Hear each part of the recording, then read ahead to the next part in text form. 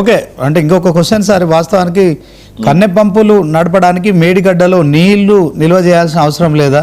ఒకవేళ నిల్వ చేయకుండా మరి ముఖ్యమంత్రి గారు మేడిగడ్డ ఎట్లా డిజైన్ చేశారంటే, లక్ష్మీ బ్యారేజ్ దగ్గర నీళ్ళని ఆపితేనేమో మనకి ఎప్పటికీ ఇక్కడ స్టోరేజ్ ఉంటుంది, ఒక 10-11 నెలలు.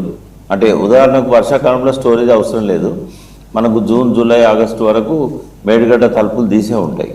అయితే సెప్టెంబర్, అక్టోబర్లో కొంచెం ఫ్లో తగ్గినప్పుడు, జనరల్గా తగ్గదు, అప్పుడు ఏం చేస్తారంటే గేట్లు వేస్తారు. గేట్లు వేయడం వల్ల లెవెల్ వస్తుంది. ఆ లెవెల్ పెరిగిన కొద్దీ అక్కడ గేట్లు కొద్దిగా లేపుతూ ఉంటారు. అయితే 93.5 లెవెల్ కన్నెపల్లి పంప్ హౌస్ దగ్గర ఉంటే లిఫ్ట్ చేయడానికి వీలవుతుంది. మినిమం డ్రా డౌన్ లెవెల్ అంటాం దాన్ని. అయితే ఇప్పుడు 97, 96 పోతున్నది. ప్రతిరోజు కూడా 7-8 టీఎంసీల వాటర్, అంటే దాదాపు 90,000 క్యూసెక్కులు, తర్వాత 60,000 క్యూసెక్కులు తక్కువ కాకుండా ప్రతిరోజు పోతున్నది. మరి ఆ నీళ్ళని లిఫ్ట్ చేసుకోవాలి కదా. ఆ నీళ్ళని లిఫ్ట్ చేసుకోవడానికి బ్యారేజ్ గేట్లు వేయాల్సిన అవసరం లేదు. ఇప్పుడు దేవాదులు ఉంది, దేవాదుల దగ్గర నీళ్ళని లిఫ్ట్ చేస్తున్నాం కదా. అంటే ఇప్పుడంటే సమ్మక్క బ్యారేజ్ కట్టారు, కానీ అంతకుముందు 10 సంవత్సరాలు ఏ బ్యారేజ్ ఉంది? చంద్రబాబు నాయుడు మనకు డిజైన్ చేసినాడు, అక్కడ బ్యారేజ్ లేదు కదా. అంటే ఫ్లడ్ లెవెల్ ఉన్నప్పుడు ఎత్తిపోసుకోవచ్చు. కేసీఆర్ గారు ఏం చేశారంటే, గాలికి దీపం పెట్టి నువ్వే దేవుడా దిక్కంటే కుదరది, ఏదన్నా స్టోరేజ్ ఉండాలని చెప్పి అక్కడ దేవాదులకేమో తుపాకులగూడెం బ్యారేజ్ కట్టాడు, దాన్ని సమ్మక్క అని పేరు పెట్టారు. కింద సీతారామ బ్యారేజ్ కట్టాడు, అది ఇంకా పూర్తి కాలేదు.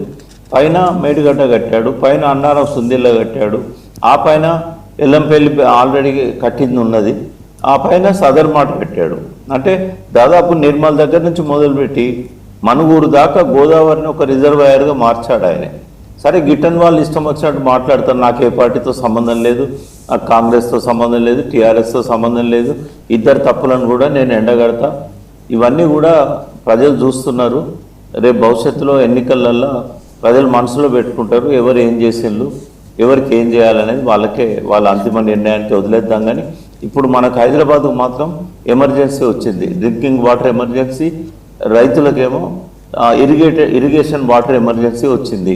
ఈ ప్రపంచంలో ఏ పాలకులు కూడా ఇంత నిర్లిప్తంగా, ఇంత నిర్లక్ష్యంగా వ్యవహరించిన దాఖలాలు లేవు.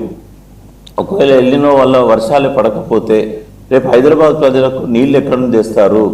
ఈ గ్రౌండ్ వాటర్ ఇప్పటికే రోజుకో 20-30 వేల ట్యాంకర్స్ డిమాండ్ ఉన్నది. హైదరాబాద్ మెట్రో వాటర్ వర్క్స్ వారం రోజులకైనా ట్యాంకర్ సప్లై చేయలేకపోతున్నది. మరి హైదరాబాద్కు 100 ఏళ్ల దాకా నీటి కొరత లేకుండా కేసీఆర్ గారు రిజర్వాయర్లు క్రియేట్ చేస్తే, ఇటువంటి కష్టకాలం వచ్చినప్పుడే ప్రాణహిత నీళ్ళని లిఫ్ట్ చేసుకోవడానికి మేడిగడ్డ బ్యారేజ్ కానీ అన్నారం కానీ కట్టారు. వాటిని ఉపయోగించుకోకపోతే ఎట్లా? ఎవరో ఏదో చెప్పారని చెప్పి ట్రయల్ రన్ చేస్తే తెలిసిపోద్ది కదా. ఎన్డీఎస్ఏ వద్దంటదా? స్టేట్ డ్యామ్ సేఫ్టీ అథారిటీ వద్దంటదా? హాఫ్ టీఎంసీకి భద్రాచలం కొట్టుకపోతుందా? వాళ్ళ విజ్ఞతగా వదిలేస్తాం, ఏం మాట్లాడతారో విందాం. ఓకే సార్, తాడూరు శ్రీనివాస్ గారు